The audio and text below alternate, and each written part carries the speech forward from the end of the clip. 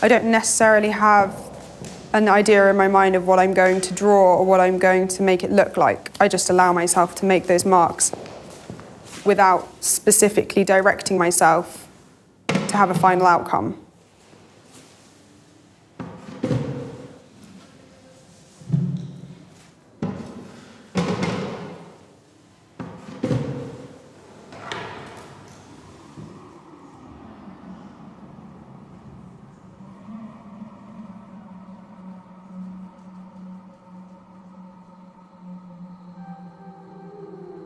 An imaginary artifact is something I kind of made up to describe the objects I was making.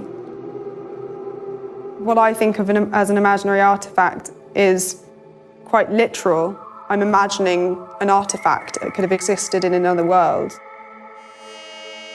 I didn't really set out to make replicas of ancient objects. I liked the idea that I kind of accidentally imagined these artifacts. I was thinking about whether an object still has spiritual qualities when it's replicated. Is it still the same thing when I've made it huge and in another material? I'm interested in the byproducts of spiritual objects, the kind of marks that are made in the process of making the final objects.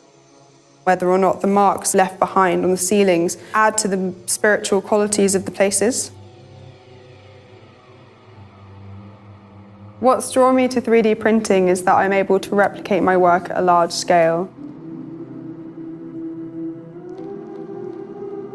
When you're making a handmade object, you don't always have a predetermined idea of exactly what you're going to make or create, whereas 3D printing has such a pre-programmed idea. Of course, it knows exactly what it's going to do. In a way, as the 3D print was happening, the machine has made its own mark. Even though it was replicating marks that I made, they've got a new material quality themselves. It almost feels like a kind of collaboration with a 3D printer.